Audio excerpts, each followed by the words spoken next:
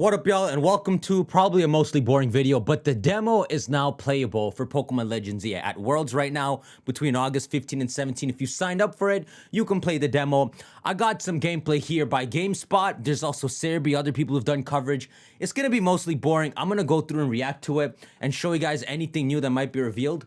But no gameplay could be recorded during this. So they'll be using gameplay the official team sent to them, but at some points it looks like they could record their screen. So whatever, I'll show you guys what's new. I just got to go hands-on with the first ever preview for Pokemon Legends ZA. The demo was split up into two segments. One was focused on battling and the other was focused on a boss fight in Mega Evolutions. Let's break it down. It's a freaking nothing demo. So let's start with the first segment that focused on... I think it's essentially a playable trailer. So what we saw in the most recent trailer, July 22nd, that's the demo for the trailer. Battling. If you've been following Pokemon Legends ZA, you'll know that at night in Lumiose City, there's a tournament that happens, and that's where I was kind of thrown into. I got to do 3 battles, technically 4, although one I was way under leveled for and got my ass kicked. But battling is very different. Now, looking back at Pokemon... Whoa, he got to do a tournament. I wonder how good that is. Now, as some of you might know, Pokemon Legends ZA does not have a turn-based battle system. This is a first for the mainline series of Pokemon games. I know technically Legends isn't mainline, but whatever. Now, like a traditional Pokemon game, Serbi gonna roast you. And each move has its own cooldown. An interesting change to the formula. I've been playing Pokemon for a very, very long time. You know, in older Pokemon games, you can kind of sit there, you can menu for a bit, you can theory craft what you want to do next. You're not really given that opportunity in Pokemon Legends ZA. It is a very fast-paced version of this combat system. Like I said, I only really got to see 3 battles, so it's really hard to see. Oh, this is how he did the tournament. Wow, that's really interesting. You get tossed into 3 of these battles in a row. You got a quick think. If it's a flying type, don't use bulldoze and crap. I like this. How it develops and where it goes from here. And it seemed very early. All my Pokemon were like level 5, 6, 7 or whatever. That said, I am super curious. I play competitive when I can. I like that they're kind of taking this opportunity to experiment. That said, there are some things returning that I imagine will make some fans happy. Early on in the demo, I came across a trainer who gave me a citrus berry, and you know what they told me to do? They told me to give that to a Pokemon to hold. Now, if you remember, Pokemon Legends Arceus did not... What the frick are you trying to tell me right now, bro? Am I 2 years old? ...have held items, but it seems like they have added it for Pokemon Legends ZA. It really feels like Pokemon Legends ZA is gonna do what Pokemon Legends Arceus did for catching, but for battling. I don't know if that made sense, but Oh wow, that's a good way to put it. Okay, items are back, bro. Now, outside of combat, there's also a few things they've introduced as well. The big one being stealth. So stealth was in Pokemon Legends Arceus as well when it came to catching Pokemon, but not for battling. With Pokemon Legends ZA, you can sneak up behind a trainer with their back turned. You can target their Pokemon. That's illegal. So if you're able to sneak up behind a trainer... Imagine you could sneak up behind Volo. Imagine that, like, he's sitting at whatever the equivalent is in this game. He's on the edge of Prism Tower. Maybe that's how you always start the battle. A villain's so bad, he has his back turned, you always start the battle like that. Do this, you'll have a nice little advantage in battle. This part of the demo lasts about 10 minutes, and at the very end I was able to go into this little hotel, which I was told kind of acts as the player and their friend's base. Sounds like you return here quite often to talk to different characters. Didn't really say what else you could do in there, but it sounds like it's somewhat important to the story. But inside, there is a character fan. This guy, say he a big Pokemon fan, but not watched the only like 2 trailers that exist. He's talking about MZ. Might remember, called Az or AZ. I actually don't know the pronunciation. You said you are a big Pokemon fan, didn't you?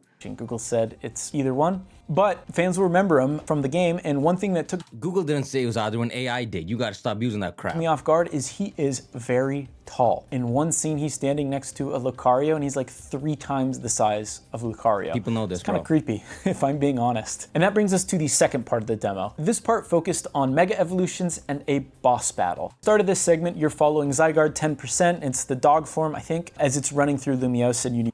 Whoa, he told us something. This segment, you're following Zygarde 10%. It's the dog form, I think, as it's running through Lumiose, and you need to follow it.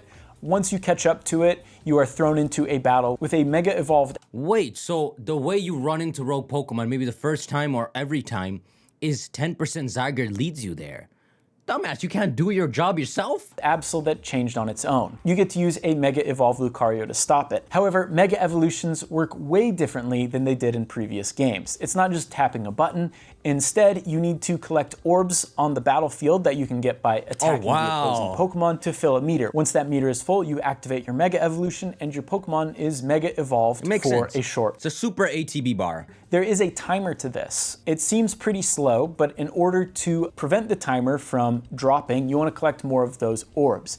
If it does drop all the way, it bounces out of its mega form and you need to collect orbs again and set it again. I actually really like this. It sounds kind of gimmicky.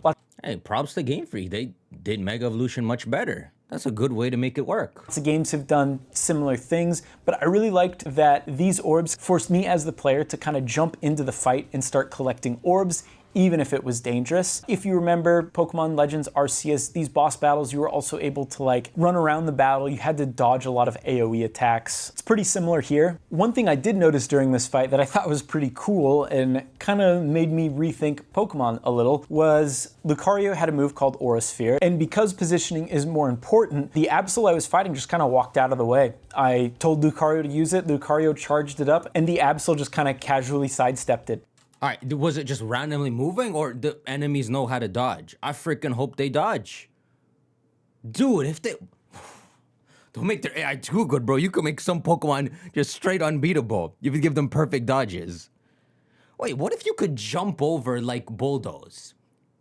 What if every move technically can be dodged?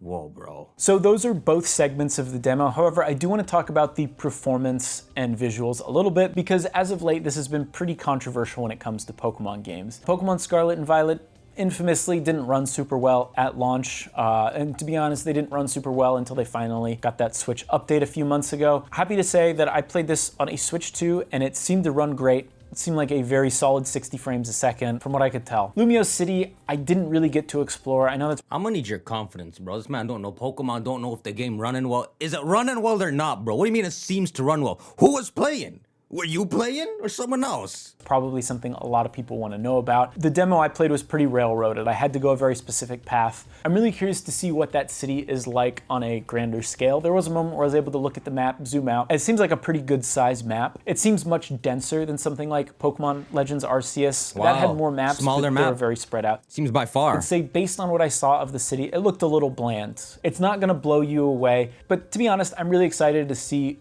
Lumiose City in full 3D. I think it could be pretty cool. You don't even know what Lumiose City is. Even if graphically, it's not really gonna blow anyone's socks off. Anyway, those are my first... All right, so to summarize it, we learned that when you first run into Rogue Megas, 10% Zygarde's leading you there. There's held items. Legend ZA is more focused on battling. And the last thing he said is that the map is much denser and smaller and apparently bland. I mean, what is it? I don't know what to freaking trust with this guy. But I could believe it. I mean, maybe you look everywhere and it's just buildings again and again. The red barriers, green barriers again and again.